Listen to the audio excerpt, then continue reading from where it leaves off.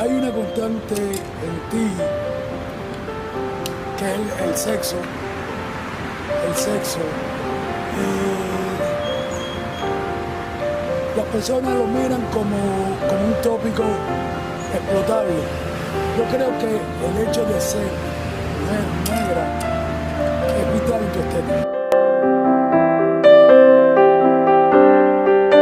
El tema de la sexualidad a mí me interesa mucho porque lo que la gente no recuerda cuando piensa en la esclavitud y en la historia de la esclavitud y en la historia del racismo es la hipersexualización de la mujer negra, pero para unas cosas bien específicas. Durante la esclavitud era para criar más mano de obra esclava. A las niñas y a las mujeres negras se las violaba consistentemente, había unos criaderos de esclavos, y entonces se hacían criaderos acá.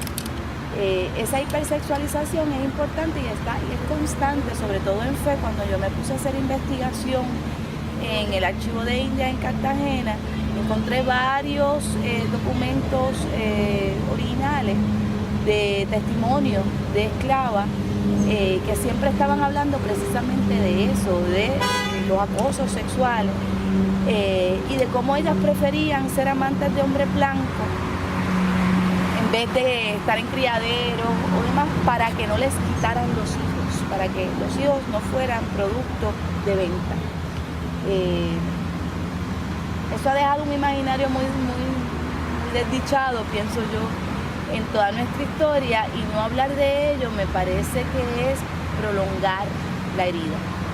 Así que esa conexión que siempre se ve entre sexo y poder, entre cómo una mujer negra o una persona vestida de mujer o una persona que asume ese rol tiene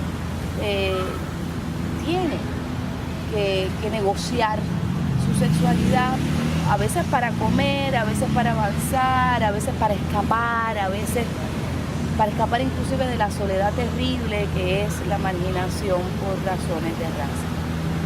Entonces, pero eso quiere decir que el objeto no es estético, sino ideológico. Sí.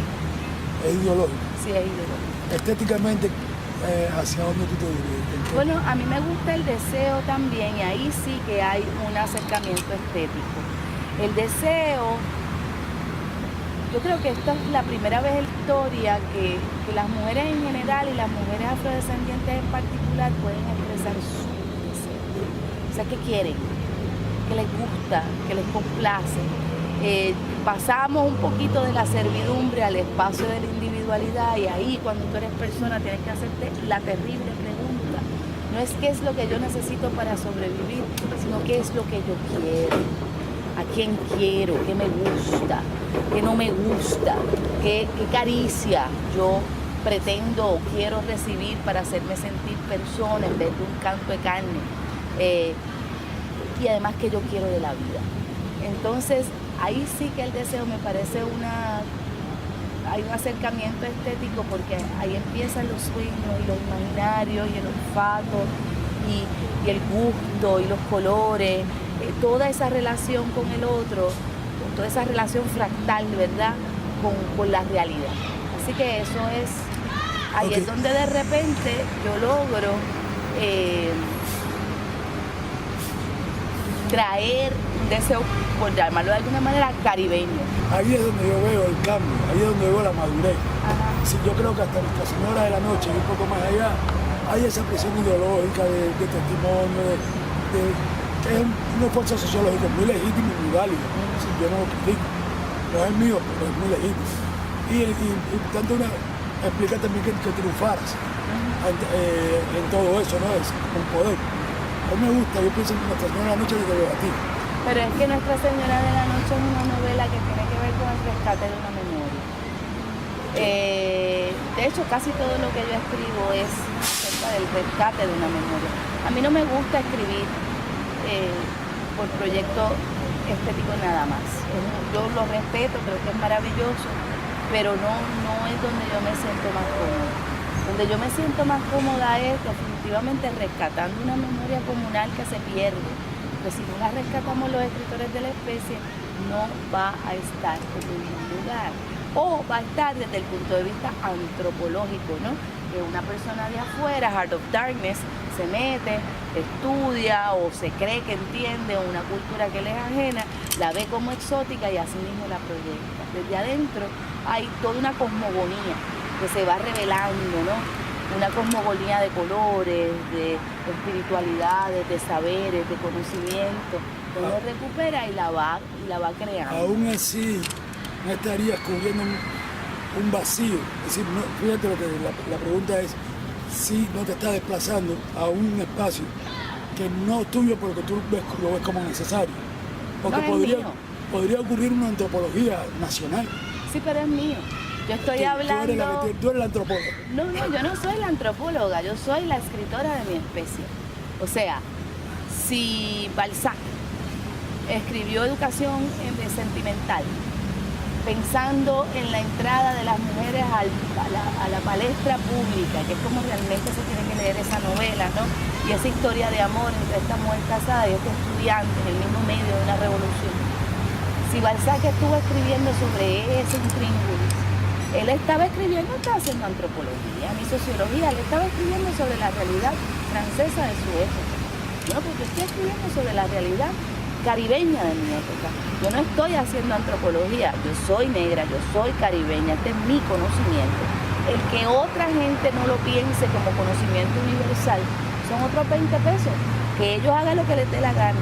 Yo estoy recogiendo los conocimientos que me toca desde mi espacio como intelectual de mi especie de base y los estoy proyectando al mundo de la mejor manera que sea. Ahora que dices eso, hay un elemento que para mí es recurrente en Puerto Rico y es el problema de la identidad. Las razones pueden ser obvias, ¿no? El conflicto político por el que atraviesa el país, que es de indefinición. Definición sostenida. Y es decir, llega el punto de ser, para mí, yo lo veo como una obsesión, hasta tal punto que ya es un elemento ontológico de Puerto Rico. Cierto.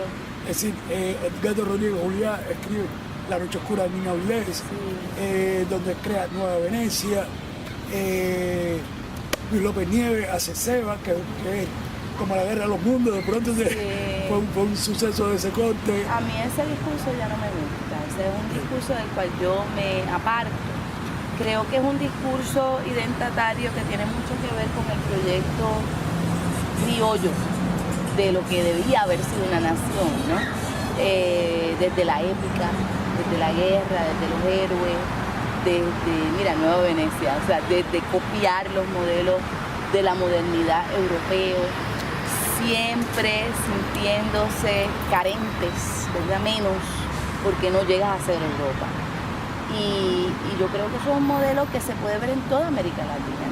De hecho, la literatura latinoamericana, el boom, no se entiende nada de eso, la literatura fantástica de Borges, de Cortázar, nada de eso se entiende, si uno no entiende que esos son proyectos literarios criollos, de los hacendados o hijos de los hacendados y sus espacios intelectuales que pretenden civilizar y modernizar estos países al nivel de Europa. Siempre ese es el nivel, no Estados Unidos siquiera, Europa.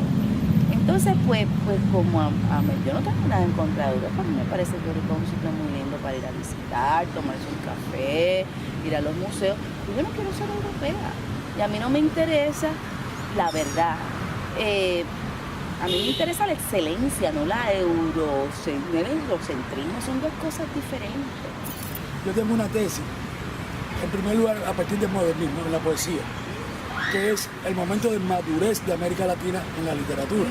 Es donde ya América se separa de Europa, ya no hacemos más poesía española. Exacto. Pero además, en el modernismo ocurre un fenómeno, mientras los hombres se dedican a la retórica y a la política, ¿no? Empezando por el más amable de todos, que es Martí, sí, ¿no? Y terminando por el más zorro de todos, que es Darío. Sí. Todos se dedican a la retórica, a la política, sí, y esa serie de cosas. Sin embargo, son las mujeres las que lean a partir de la sexualidad desbordada, hablando de Juana Ibarburu, del Mirabotín, son las que para mí le dan un sentido de realidad a la literatura. Es decir, ellas insertan la realidad en la poesía, a partir de la sexualidad. Muchas veces una sexualidad inventada, porque mira, Bottini era lo más pacato que había en el mundo. Sí, pero Julia no.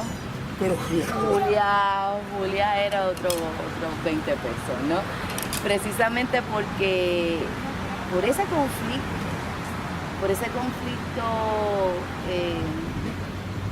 político que hay entre Puerto Rico y Estados Unidos, se abren muchas grietas en el patriarcado puertorriqueño.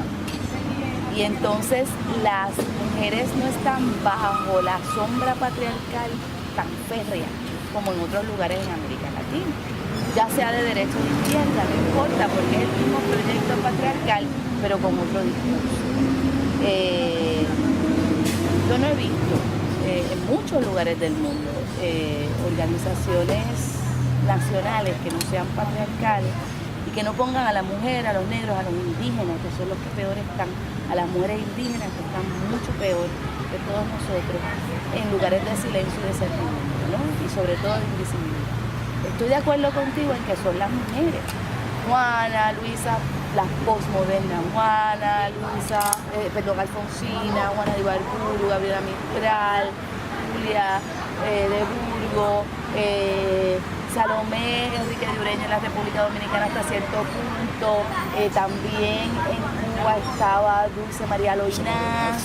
Todas esas mujeres estaban hablando de la sexualidad como el lugar opuesto de la civilización, el cuerpo, la naturaleza, ahí es donde estaba la pureza, ahí era donde estaba realmente la capacidad de transformar las relaciones entre los seres humanos, ¿no? Desde el amor y desde la entrega, pero una entrega igualitaria y una entrega orgánica. Yo creo que quien dio la clave realmente fue ese párrafo final en La Amortajada de María Luisa Bombal, donde las mujeres, la muerta no asciende al cielo, sino que se va desintegrando en la tierra y volviéndose uno con la tierra, y va bajando a un mar subterráneo y pasa por cerca de cadáveres y huesos tan limpios como estrellas, y se va disolviendo en todo, en el todo, pero un todo que no es arriba, no es un Dios, Padre de todas las cosas, creador del cielo y de la tierra, de todo lo invisible y invisible, sino es con la Madre Tierra, con esta otra espiritualidad que hace que le da un lugar imaginario y espiritual también a la mujer para poder hablar después de muerta, siendo una con la tierra. Sí, yo estoy de acuerdo contigo de que había otro proyecto, pero ese proyecto ahora yo creo realmente en este siglo XXI, que es cuando lo vamos a ver solidificarse en las narrativas y en las poesías y en las novelas y en la escritura y el cine de las mujeres directas. No sé cómo se va a llamar esta se va a llamar El conflicto de Lili.